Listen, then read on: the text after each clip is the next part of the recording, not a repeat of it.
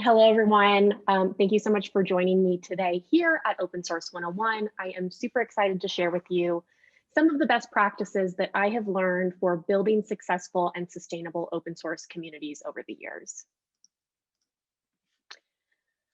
So let me start off by introducing myself. My name is Kaitlyn Barnard, and I currently lead developer marketing at Kong, which includes all of our open source community programs as well. Prior to that, I was at CNCF, where I worked heavily in the Kubernetes community, and I still do. I'm co-chair for SIG Docs, where I lead the Kubernetes blog subproject. And then I always like to throw in a dog picture for good measure. This is Bruce, as in Bruce Wayne Batman. He is my favorite pandemic coworker, even though he does tend to like to interrupt my afternoon Zoom meetings.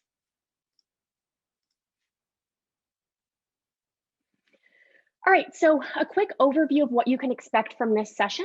I'm going to talk about the three major types of programs that I like to think about when it comes to building open source communities. The first is user programs. So we're going to talk about how to increase awareness and adoption of your open source project. Contributors. So we'll talk about how to increase code contributions and community engagement for your open source project. And ambassadors. So we'll talk about how to build an advocacy program around your open source project as well. Then at the end, we're going to get into metrics and how to measure and communicate the success of your community efforts. There should be plenty of time at the end for Q&A, so please feel free to drop any questions in the Q&A tab throughout. But I will also try to get to any immediate questions throughout the presentation as well.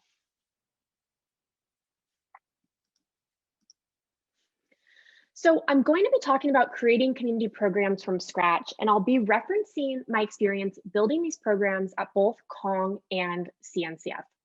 So at Kong, our open source community spans four main projects: Kong Gateway, which is an API gateway; Kuma, which is a service mesh built on top of Envoy and then a sandbox project of CNCF; Insomnia, which is an API design platform; and then Kubernetes Ingress Controller, which is essentially a wrapper of our API gateway to use natively in Kubernetes.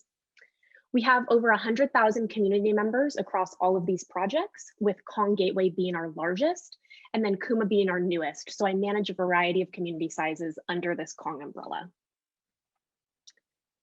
Then from CNCF, I'm going to be referencing the Cloud Native Ambassadors program. I'm going to be talking about the earlier days of the program when it was only 50 ambassadors across 14 countries. It's much larger now. There are over 100 ambassadors currently. So I want to start off by talking about user programs, because awareness and adoption of your open source project is going to be the foundation for most of what I'm going to be talking about today. So let's start off by learning how you can attract open source users to your open source project. And anytime I create a new community program, I start with setting the goals for what we're trying to achieve. And user programs are typically geared towards these three things: building awareness around your open source project to bring in new users, creating a smooth onboarding process for users to get started, and then maintaining a great user experience for existing users and providing ongoing support so they want to stick around.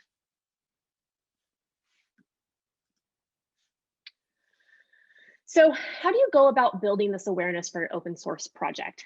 And there's a lot more ways to do this than I'm going to get to in this presentation, but I want to talk about the number one way I approach this, which is to focus on the problem you're solving and turn that into educational content.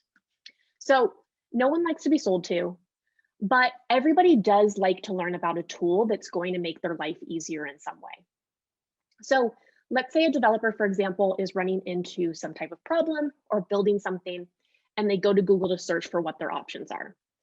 What are those search terms that should be returning information about your project? And then once you identify those, you can do a few different things to help get your project off the ground. You can create these SEO-rich blog posts and videos of tutorial content, explaining how to do it, how your project simplifies this or solves a pain point. You can then carry that same SEO optimization into your website, housing your blog content there, documentation, and continue to build that SEO and referral traffic from those keywords. Speaking about these topics at industry conferences, user groups, meetups can help build awareness around your project as well. And then even hosting your own user groups, either in person or online, can be a great way to support the community if that's something you have the bandwidth to do as well. And then once you've created this content, share it. Did you write a tutorial that solves a common problem on Stack Overflow, for example? You can amplify that content on social media. And things like syndicating or guest blogging on a third-party website as well. So not only does this help get more eyeballs on your content, but backlinking also helps improve your search rankings to bring in more organic traffic as well. And then the last one I have on here is, does your project integrate with another popular technology in the space? Or are there existing user stories that you can share to help other users get started and highlight their success? So for example, we talk a lot about Kong Gateway and Kubernetes, or Kong Gateway and Service Mesh. So this helps potential users find your project because they are already leveraging that other technology that you're writing about and including in there. If you're a commercially backed open source project, you can leverage your internal marketing team for this. Or for a project like Kubernetes, they have their own marketing team within their contributor experience group that helps drive these initiatives.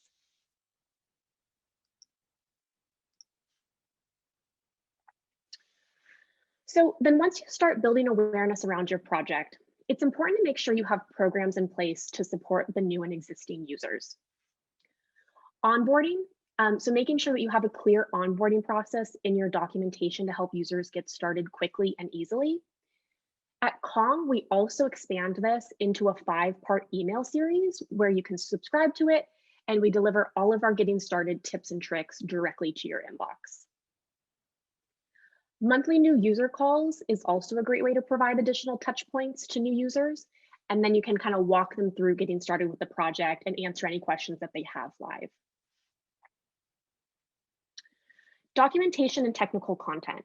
So good documentation across the board is really crucial. And I'm not going to get into that too much in this presentation, but I also like to have in-depth blog posts and videos available as well. The benefit of this is that it allows you to cover more specific use cases that might not necessarily fit into documentation. And also helps cater to different people's learning styles as well, between both written and video. Community calls and user groups. So at Kong, we do a monthly online meetup for new and existing users where we talk about features from our most recent release, demo them, and then we open it up to any questions. It's also a great way to get the community face to face and dive into those questions that are top of mind with the engineering team and users directly. We also have on-demand workshops that walk you through getting started with our open source projects. So these are all kind of follow along, self-serve workshops in our learning environment. And then we also try to host these workshops live quarterly with more one-on-one interactions with our engineering team. And then forums and chat. So this is about making sure users know where to get help, either from project maintainers or other community members who are sharing their expertise as well. This can be something like a dedicated discourse forum, a Slack channel, or a mailing list, but I do like to have solutions for both live and asynchronous communication.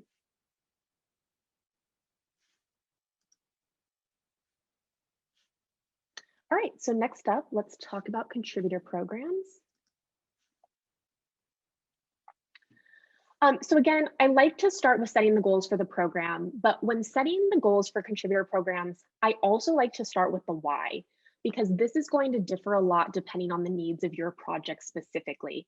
And there can be a wide variety of different types of contributors to target here as well. So do you absolutely need to have code contributors to be able to build and scale your project? Or maybe you have an internal engineering team or corporate contributors already focused on this aspect of it, and it's more important to bring in contributions that can support community engagement initiatives. Things like creating content on their use case, working on documentation, driving project awareness, helping new users get started, answering questions on forums, etc. So the type of contributors you're looking for and the way you structure your program is going to depend a lot on what this why is.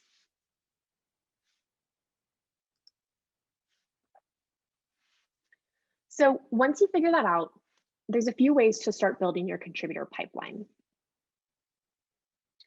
The first is existing users. So this is more so about creating a clear and simple path to contribution, which is a great way to leverage the expertise of people already using your project.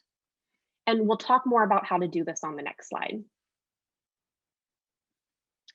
Adjacent communities. So for example, at Kong, Kong is built on top of Lua and OpenResty. So we get a lot of contributors from those communities because it's really easy for them to contribute to Kong because they're already familiar with the technology that it's built on. Our engineers also end up contributing back to these projects as well. So there's great cross-pollination between the communities. And at the end of the day, that really benefits the overall ecosystem. Integration and technology partners.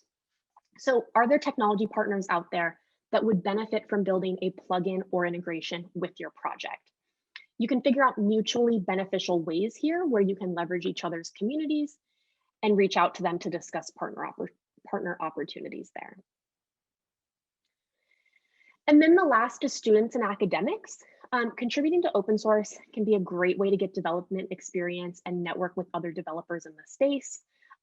Maybe you can do something like support a student hackathon, partner with professors on projects, for example, but work with students to get more awareness and contributions to the project.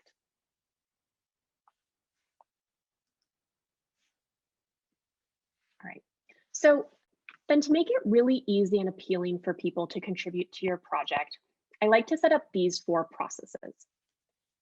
The first is the contributor guide. So this should outline ways for contributors to get involved and the entire contributor process from start to finish.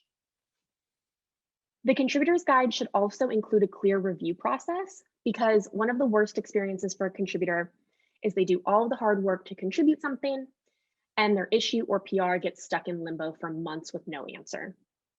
So the review process should be clearly documented, straightforward. They should understand when they should expect a response to their contribution, and then know who to ask if they don't. And then places to get help. So there should be a place for contributors to get help and ask questions if they need it, especially if they haven't maybe received a response to their contribution, if they have a question on it, things like Slack, online office hours, for example.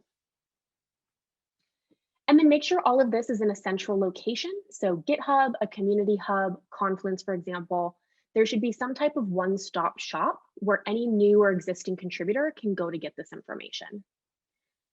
And then let's talk about contributor recognition on the next slide. All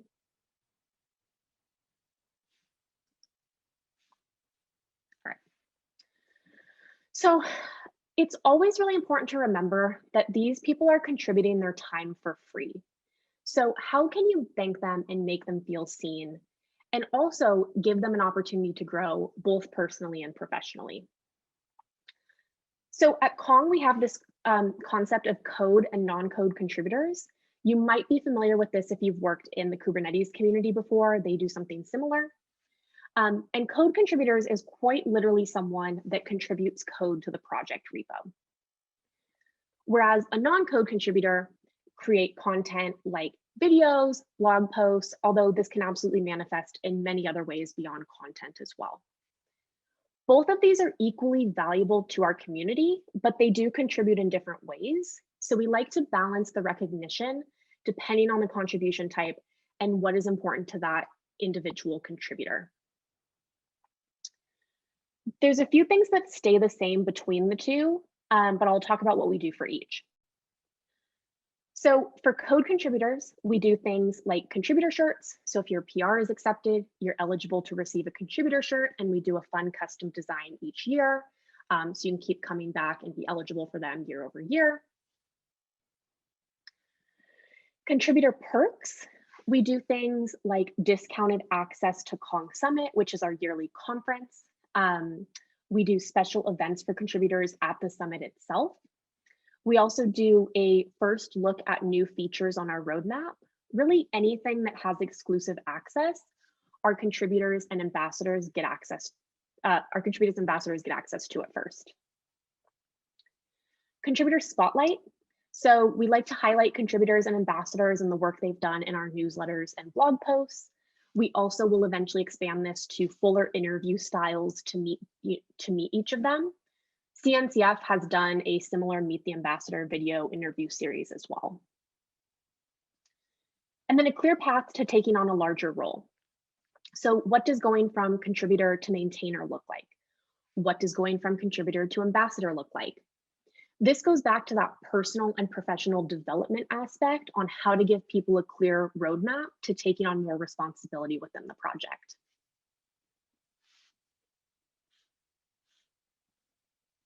So I see one question here, what's an example of a non-code contribution? So an example of a non-code contribution would be writing a blog post on how you're using Kong. We've done some where they will actually read a video tutorial on a feature that they've contributed to the project and walk you through step by step how to do that, and we'll put that on YouTube. So those are the two biggest examples for us as well.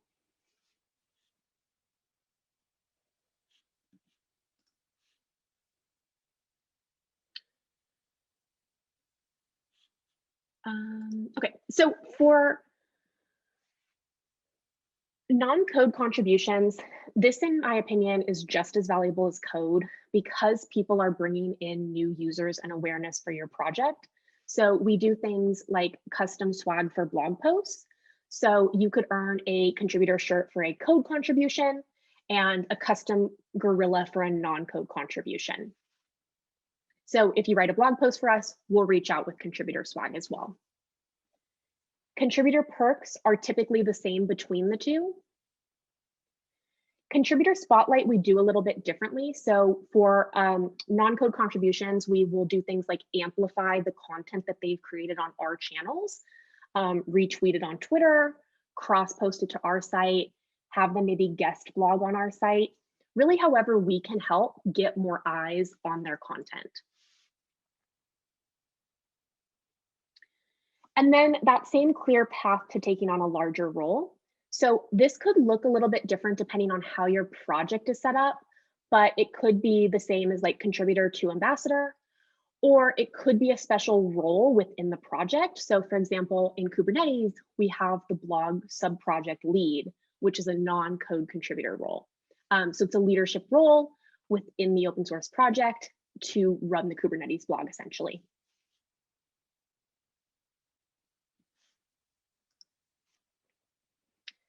Awesome, so now let's move on to ambassador programs.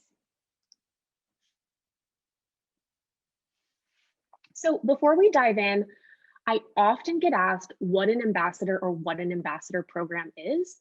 So I wanted to include my own quick explanation of what this is in here. So ambassadors are frequent users or contributors of an open source project that help evangelize the project by sharing their expertise and passion through speaking, blogging, forum discussion, and any other form of community engagement. An ambassador program provides guidance and resources to help facilitate ambassador participation in the community. So essentially what this is it helps create a structure so that the ambassador can focus on doing the advocacy work that they enjoy.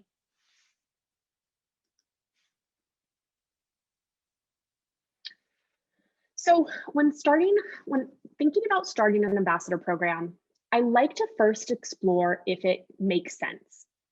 Because one of the things I often see is that a leadership team will say they want to have an ambassador program, but they haven't fully thought through the goals, how this fits into their overall community strategy. And that can be a really difficult position to be put in as a community manager to have to manage those expectations, especially if it's determined that maybe it's not the right fit for your business or your community at this time. So there's two indicators that I like to look at before we try to start one. And the first is there a clear path to contribution? Your contributor pipeline has to be really healthy before that can feed into your ambassador pipeline, because these are going to be the candidates you're going to end up pulling from. You really can't have active ambassadors if you don't have active contributors and users in the first place. And then the second is, do you have the internal buy-in to support the program? Ambassadors can require a lot of support and resources from you internally to make them effective. So is your organization or project willing to support that? Do they understand the value of the program? And then at the end of the day, do they care about supporting the community in that way?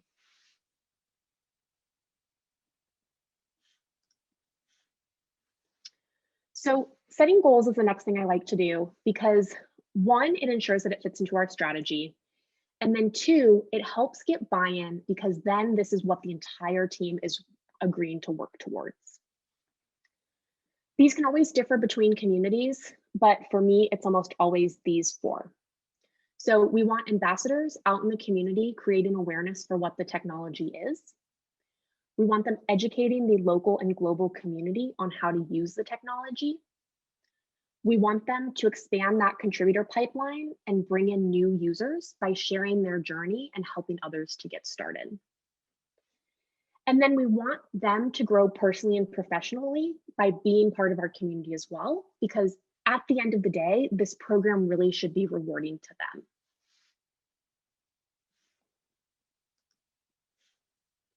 Okay, so now that we've got our goals, how do we start building our ambassador program? And there's four initial things that I like to do here. The first is to reach out to your contributor pipeline and existing users. Not only are they potential ambassadors, but you can also find out what they would want out of an ambassador program and build around that. So for CNCF, we started with people already doing these things on their own, established in the community. So for example, running a Kubernetes meetup in their local area. And then we built the program around that. For Kong, we started with our most active contributors and users of the project and built around them. The second is to do your research. What other communities already exist in the space? What's working for them? What isn't working? How can you differentiate?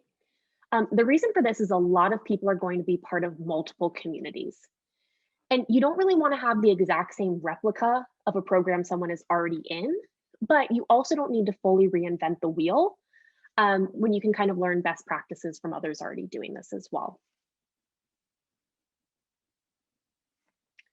The third is to establish the value of your community. So what value are you providing that other programs don't? And then this isn't the ambassador's full-time job. So it's really important to communicate exactly what they're going to be getting out of being part of your program. And then figure out how you're going to promote the program and get new ambassadors into it. My best advice for this is to reach out to people directly, not just those GitHub contributors that you already know, but we also reach out to users who have written blog posts on us, people we meet at conferences who talk to us about Kong and tell us they're using it. People really like to feel special and invited, and it doesn't hurt to ask, because at the end of the day, the worst thing they can do is say no. And then that might provide some really useful feedback on how you can make your program more compelling.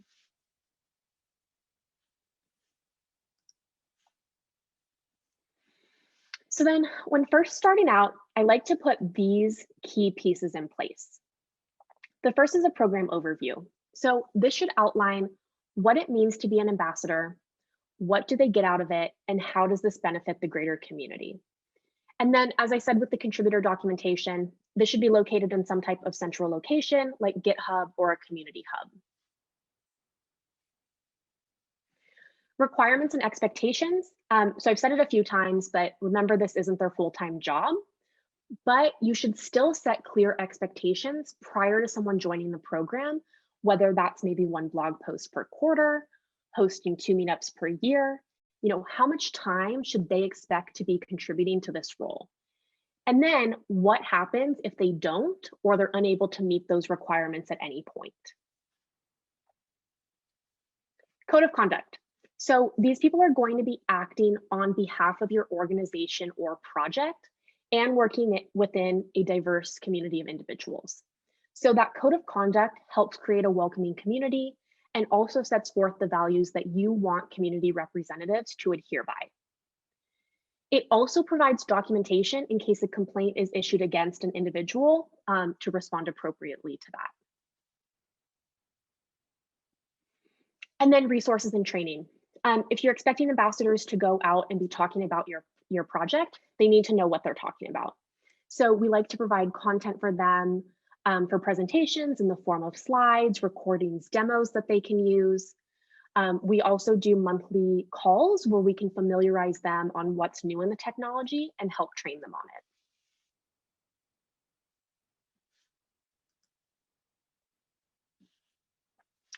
So then there's some additional elements in the day-to-day management of the program as well.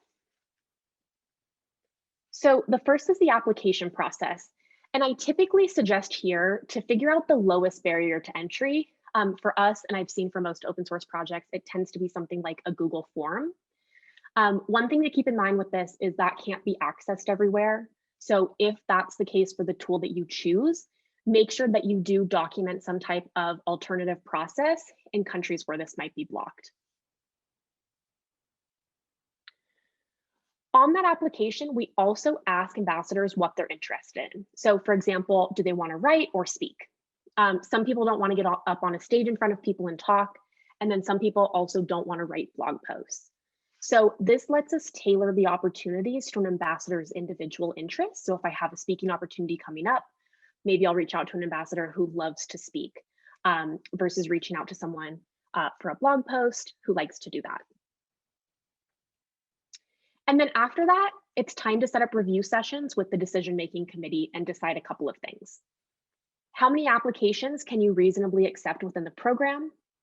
This may be due to, bandwidth constraints, budget constraints, anything like that. What are the admissions periods going to be? And then what qualifies someone for acceptance? Having these clear review cycles and status updates helps set expectations for the community as to when they'll receive a response. So this can help mitigate some of that disappointment if they're not selected during that round because the process and expectations are clear.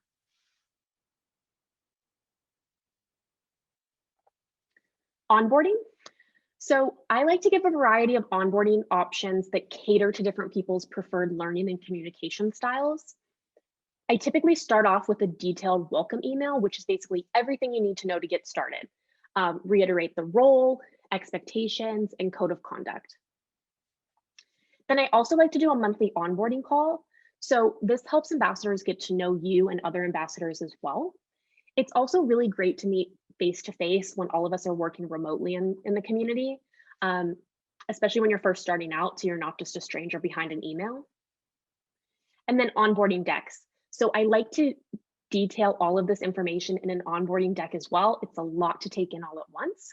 So then ambassadors can just go back and reference that anytime they need a refresher on that information. Monthly ambassador meetings. So these are a great way to get everyone together for both networking and learning. Monthly tends to be the best cadence for communities I've worked with, but this can be as often as you'd like. So for CNCF, we did this exclusive for ambassadors. It was really a mixture of project updates as well as knowledge share. So that knowledge share could be something like sharing meetup best practices for organizing meetups. For Kong, we do a community call. So this is not specific to Kong champions, but for the whole community. We do demos from community members on open source technology outside of Kong. And then we do Kong project updates and demos from the engineering team, including sneak peeks on upcoming releases. And then day-to-day communication.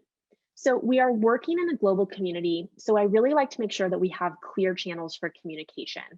Not just channels for updates, but also to make sure that ambassadors can connect with each other as well really easily. This can be things like a private or public Slack channel for the ambassadors, an email alias with everyone on it, and then a GitHub repository. So for information that requires that level of transparency and accountability. And then special perks and benefits. So we talked about what we do for contributors, but I'm also always thinking of ways to remind our ambassadors that we really appreciate what they're doing for the community. So ambassador swag, this identifies them as a community resource and recognizes them for their contributions. So this is something like a vest or jacket, or a hat with a special ambassador logo or badge on it. Front row keynote seating is something we started doing at CNCF for KubeCon. Face-to-face meetups, so doing a happy hour, a breakfast, or some type of reception at in-person events to provide really that VIP experience and get everyone to meet face-to-face. There's only so many opportunities for that throughout the year. Obviously, during the last year, we have been all virtual, so we've pivoted to doing these as virtual community coffee hours for folks.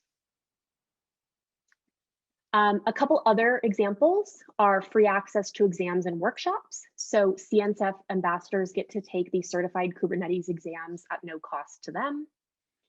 And then if your ambassadors are organizing meetups or local user groups, you can do things like meetup reimbursement or sponsorships, if that's something that fits into your strategy and budget.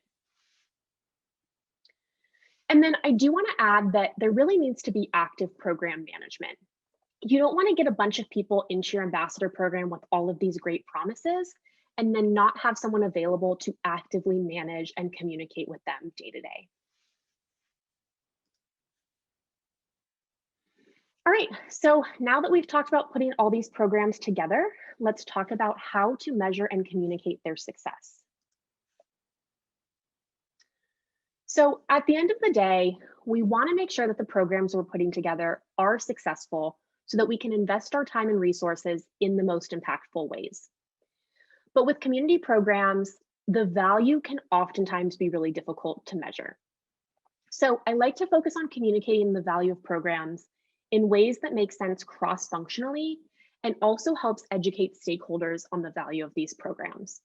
So a few ways I do this are, the first one I have on here, if possible, this is not necessarily a fit for every project or community, but you can choose a metric that exists across teams to unify the language. So for example, if you are in an organization where you're working a lot with sales and marketing, the term leads and prospects is universally recognized. If a universal metric doesn't exist, or maybe it's not appropriate for the way you're trying to measure and communicate the value of community, I like to educate leadership on the community terminology that you do want to use. It's really helpful here to provide a couple different measurement options and then choose one or two of those metrics max to align on to measure success. The benefit of this that I like is that it keeps things really streamlined so leadership can focus on the high level success without getting bogged down in too many of the day-to-day specifics. But you're going to want to know those specifics for your own optimizations. So you'll still want to determine which of those program specific metrics that you'll track personally to provide that more detailed view into your community efforts. And I'll dive into some examples of that on the next slide. Okay, so for example, you would choose one or two of these growth metrics from the first column to report up to leadership to communicate the overall growth and success of your holistic community efforts. So some examples of this could be the sum of total community members across all community channels, with that growth tracked over time. There's also tools out there like Orbit, which allows you to connect all of your community channels and automates this tracking for you. So you can look at things like monthly active users, growth of total monthly community activities, how if someone posts on Slack, if someone responds to a discourse post, things like that. New versus returning community members, or even something like growth of total users overall.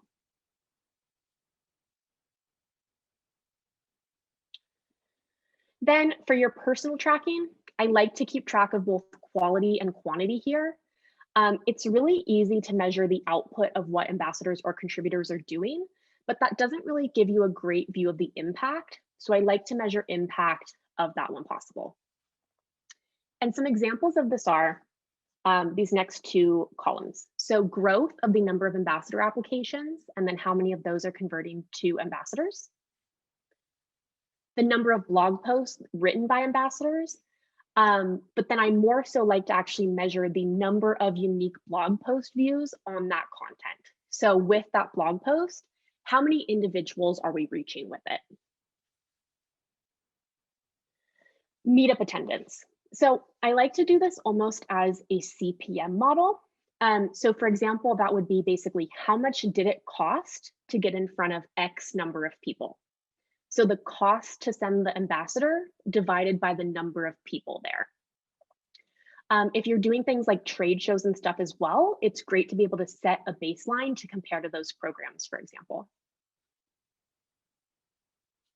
Oh, sorry, and cost per CPM, basically cost per number of impressions. So basically cost per number of people that attended that meetup.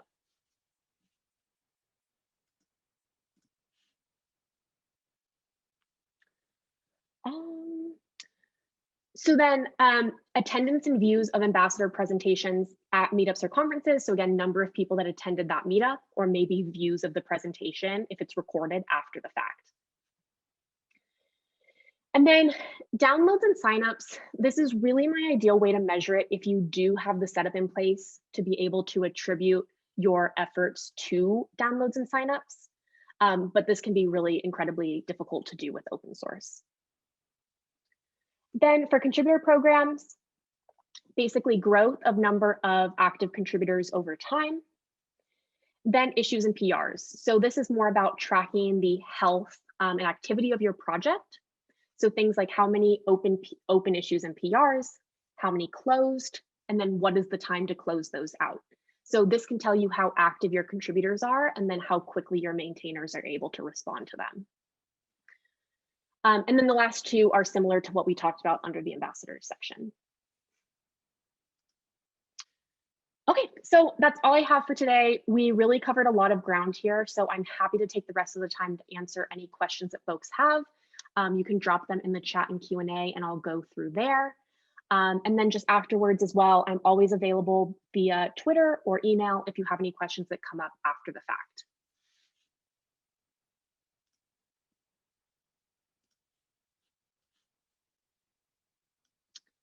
All right, so one of the questions, do you typically have only one community manager, or as you grow, do you need more resources? So,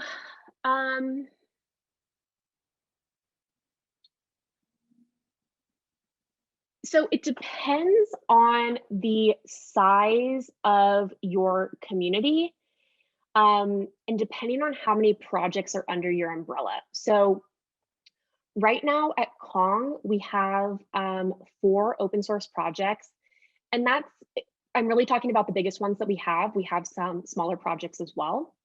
My team is a team of 3, and then we have our counterparts on DevRel, which should be a team of 5 by the end of the year. I typically try to recommend 1 community manager per open source project.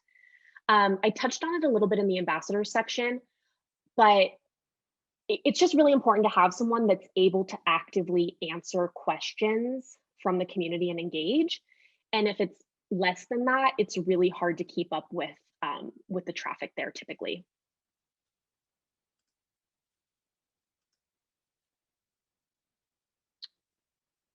There's a link in my presentation. Yes, let me figure out which one that is, and I will drop that in the chat.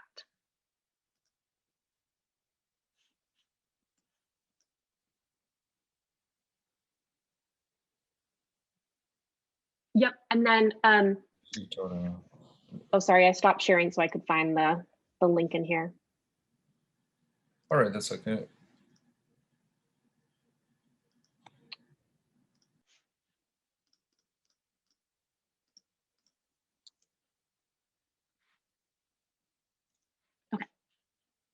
Just drop that link into the chat. I will also respond directly to your question so you can see that. So yes, so one of the other comments in here / questions is, it feels like some of these suggestions would depend on the size of the project. Absolutely. Like a small, like you said, a small project wouldn't necessarily need an ambassador program. I think one of the best ways to decide once your project is the right size to take it to the next level is, one, do you have that active pool of contributors and users that you can pull from? And I think at that point, it doesn't quite matter how big or how small your project is. If you have those active people that are willing to go out and advocate on behalf of your project.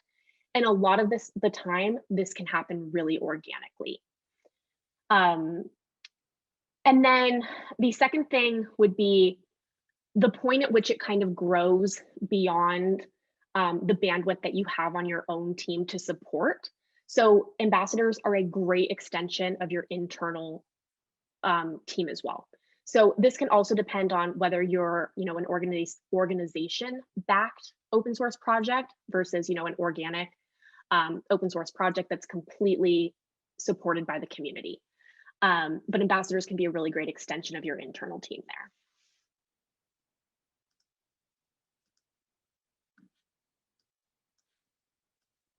And please let me know if that answers your question as well. I'm happy to expand on any of that as well.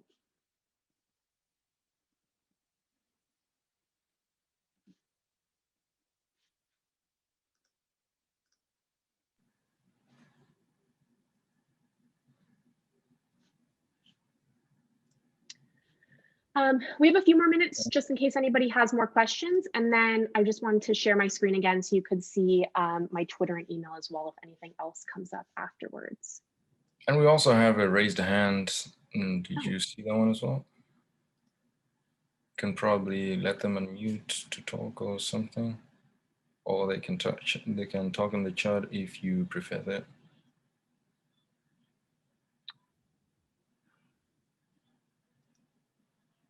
Yeah, I have never used the allow to chat. All right, let's try this. You should have the option to let them unmute. You should be able to do that. If not, I can do it for you. All right. Maria, I've tested it out with you. Awesome. Hi, thank you so much for your presentation. I really appreciate it. It's always good to see how other people think about this. And I was wondering if you ever had to design a community program where you have different types of activities based on the goals that you had for that program. So for example, if you want to increase use, do you do a specific thing versus if you want to increase the number of contributors?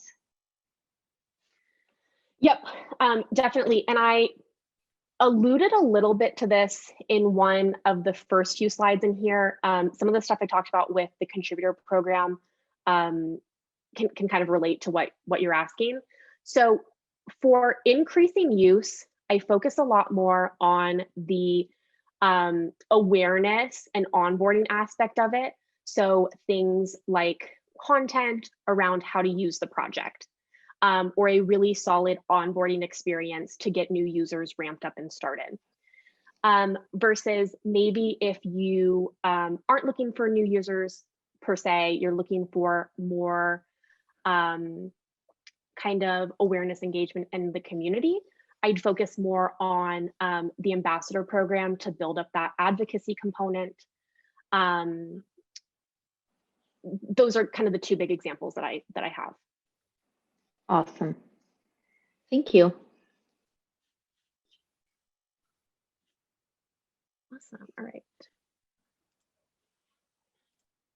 Let's see, and then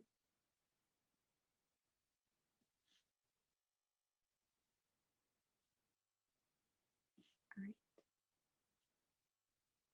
JM, I think I've allowed you to talk. Sorry, I don't.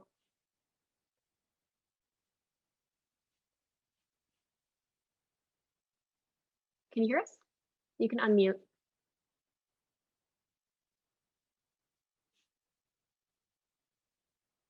All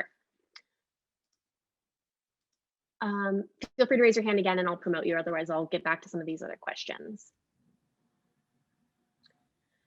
What do you suggest to keep a user group active amidst busy schedules of organizers? So this is a great question, and actually something that we're doing right now. The way that we're doing this at Kong, we have 93 user groups across the world, and we are trying to ramp this up internally first with support before we hand this over to community organizers. So they will receive the support of the Kong marketing team. And then once we are able to hand this over to individual group organizers, we're going to provide them with basically a meetup in a box.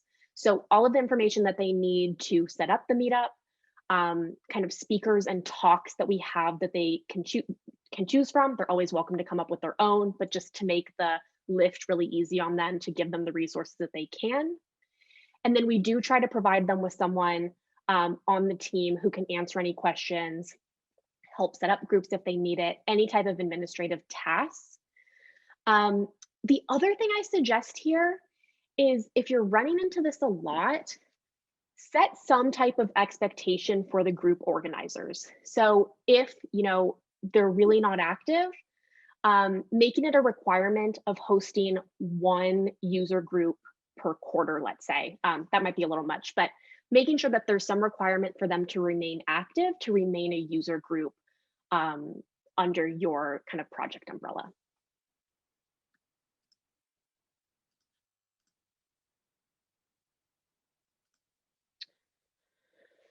Would you say that a single team member can own community and ambassador programs for an org? Yes, because I have done this. I would say I really do prefer to have, 2 people here, depending on the size of your community, but especially as you're getting it off the ground, I do think that a single community member can own both of these things. It also tends to make it kind of a natural progression for, once the community requirements exceed that one person's bandwidth, that's typically a good indicator to hire on a second person as well.